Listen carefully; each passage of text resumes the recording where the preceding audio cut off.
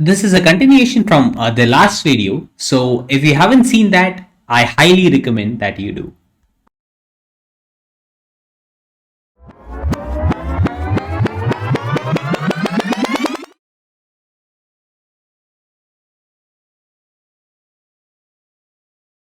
Just pause and observe how, the order in which the topological order is getting constructed.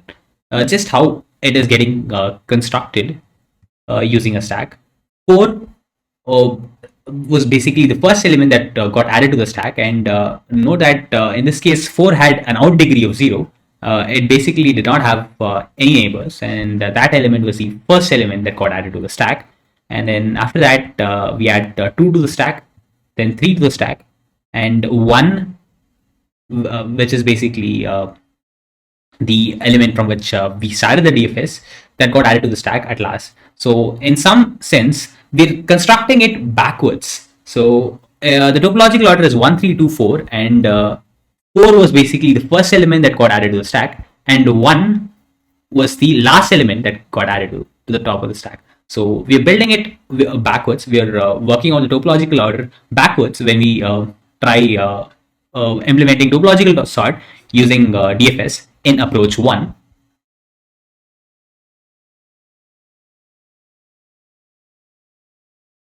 What if we try generating the topological ordering in the forward direction? That is the key idea behind Kahn's algorithm. And how do we go about doing this exactly?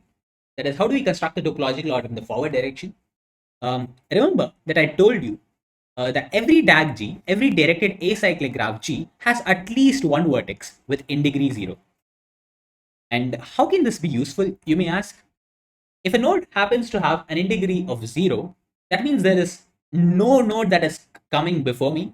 And if no node happens to come before me, I can add that straight away to my topological order, because it doesn't violate the topological order in any ways.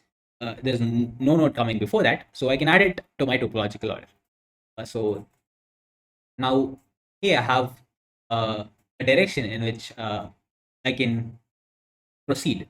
So the idea is to repeatedly use this exact same idea to generate the entire topological order, as you will see.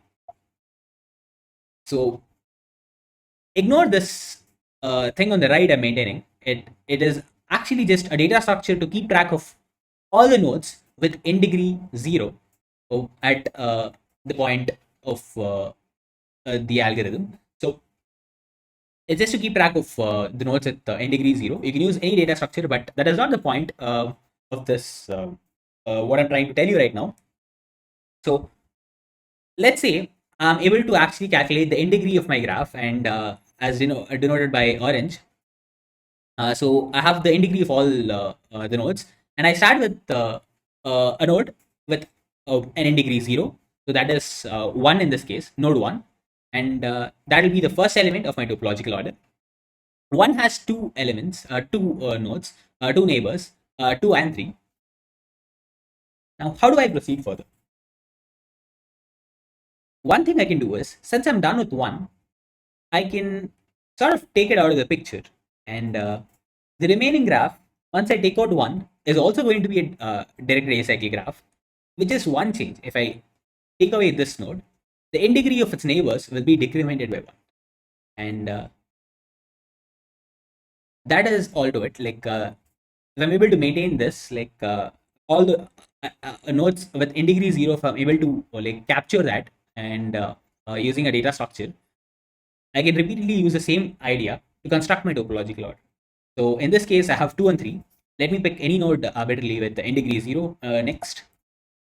So say I pick 2, and 2 will be added to my topological order right now. Uh, so since 2 is added, 2 has just one neighbor, that is 4. And since 2 is done, I can take it out of the picture, and I decrement the in degree of its neighbors by 1. So 4's in degree is decremented by 1, and the only element right now with in degree 0 happens to be 3. I add that to my the topological order that I'm maintaining. So so far I have 1, 2, 3, and 3 has two neighbors, 4 and 5, and I need to update their in degrees to 0, and then I can, since I'm taking 3 out of the picture right now, I'm done with 3. So their in degrees will now be 0 each, and then I add it to the data structure I'm maintaining. So now both 4 and 5 have in degree 0, and the remaining ones will also be attacked. So there will be at least one vertex with in degree 0. In fact, we have two right now. So I can take any one as my next node that I'm processing. So in this case, I'll have 5. So let's say I'm just taking 5, and 5 just has one neighbor, that is 6, and I have to update its in degree by 1. Now since I've added 5 to my topological order, and now I'll be taking 5 out of the picture. So 5 is gone. So I have one element with in degree 0 left in my bag, that is 4, and now I process 4 and I added that to my topological order. So 4 just has one neighbor, that is 6, and I update its in degree as well, and 4 is gone. 4 uh, is done too. So all I did was I just tried to process the nodes with in degree 0 one by one, and as I'm processing the nodes, I'm adding that to my topological order, and then I'm updating the, the neighbors in degrees. I'm decrementing them by 1 at each step, and I'm repeating the exact same thing to get the topological ordering of the entire graph. So that is exactly what Kahn's algorithm does, and just take some more examples and convince yourself why this actually works. So just to get the summary of all the steps, this is all we did. I'm adding all the vertices with n degree 0 to a data structure. It can be any data structure, and I'm calling it, let's say I'm calling this thing I'm maintaining a 0 set. Note that like people use queues. I've seen people only using queues, but it need not be the case. The data structure you're going to use will determine the topological ordering you're going to get, but it's going to be perfectly valid, even though you can get different topological ordering and you may want different topological ordering, but they're all perfectly valid, and you need not just use a queue or a stack or anything just particular, because I've seen a lot of examples only using queues, and that need not be the case. So step one, I'm just going to like add all the vertices with in degree 0 to my 0 set, and then I take out a vertex arbitrarily from the 0 set, and I add this vertex to the topological ordering, and then I decrement the in degree of its neighbors by 1. So I decrement that by 1. If in degree while decrementing becomes 0, I add this neighboring vertex to my 0 set as well, that data structure I'm maintaining, and I repeat this procedure until my 0 set becomes empty, and I'll have my topological order, provided I started with a directed acyclic graph. So that is how Kahn's algorithm works. So what happens in the case of a cycle? Like how will Kahn's algorithm work? Or like will there be a problem here? In the case of a cycle, note that in this case, we do not have any node with in degree 0. So the data structure we're maintaining, the 0 set will be empty by default. And so in a nutshell, if the topological ordering is generated, that means like the graph actually does not have a cycle. It is a directed acyclic graph, and if the topological order cannot be generated, is not able to be produced by the algorithm, and that means the graph contains a cycle. So it's like we can use Kahn's algorithm to actually find a cycle in a directed acyclic graph as well, just by checking the number of nodes in the topological ordering we're maintaining. If that happens to be n, that is the total number of vertices, if we're able to get every vertex in the topological order that is generated by Kahn's algorithm, the graph is a directed acyclic graph. Otherwise, the topological ordering is not possible, and the graph has one or more cycles. So that exactly this is exactly why Khan's algorithm is super useful. If the graph happens to be a directed acyclic graph, well and good. We have the topological sort, and if it contains cycle, Khan's algorithm helps us identify that as well. And in that case, topological ordering will not be possible. So let us begin. First, I need to keep track of the integrity of the vertices, and to do that, I can use a default dictionary and set the default value to 0. An array and setting initializing all the values to 0 works just as well. Uh, so all I need to do in this case is just increment the value of my destination vertex. So if u is the source, v is the destination. So when this is next from u to v, all I need to do is just increment the integrity of v by 1 by adding the edge, and that is how I keep track of the integrity. And once I do that, I can begin. So let's also keep track of all the vertices whose integrity happens to be 0, and let me call it 0 set, and I'll be using a list for that as well. Note you can play around with any data structure, uh, keep track of the integrities. Just ensure it's the adding and removing operations are fast enough so as to not affect the overall time complexity. Um, so you'll see that the data structure we use here helps us get a valid any data structure we use here will yield a valid topological order. So let's add all the vertices whose integrity happens to be 0 first into our 0 set. And so step 1 is just add all vertices whose integrity is 0.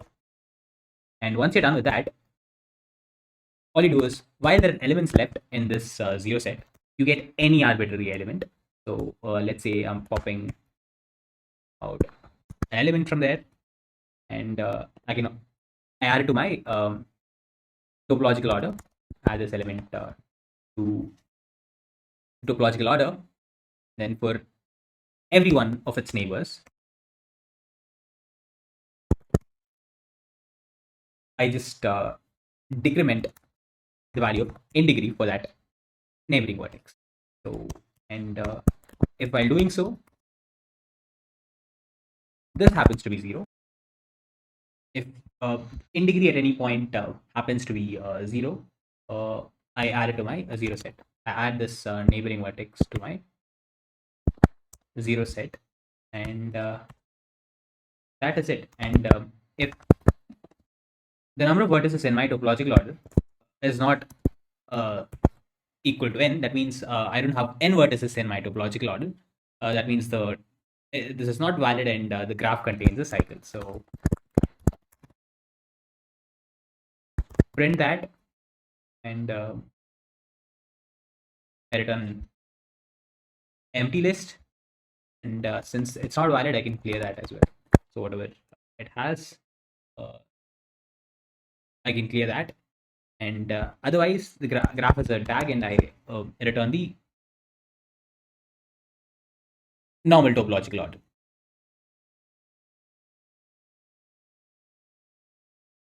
Let us now run our code on this graph as shown here. The graph contains 6 vertices, so n is set to 6 here. And when I try running it, this is a topological order that Khan's algorithm is giving me. That is 1, 3, 5, 2, 4, 6, which seems to be correct. And so I've used a list here. Let's try playing around with some other data structures. Let's say I'll use a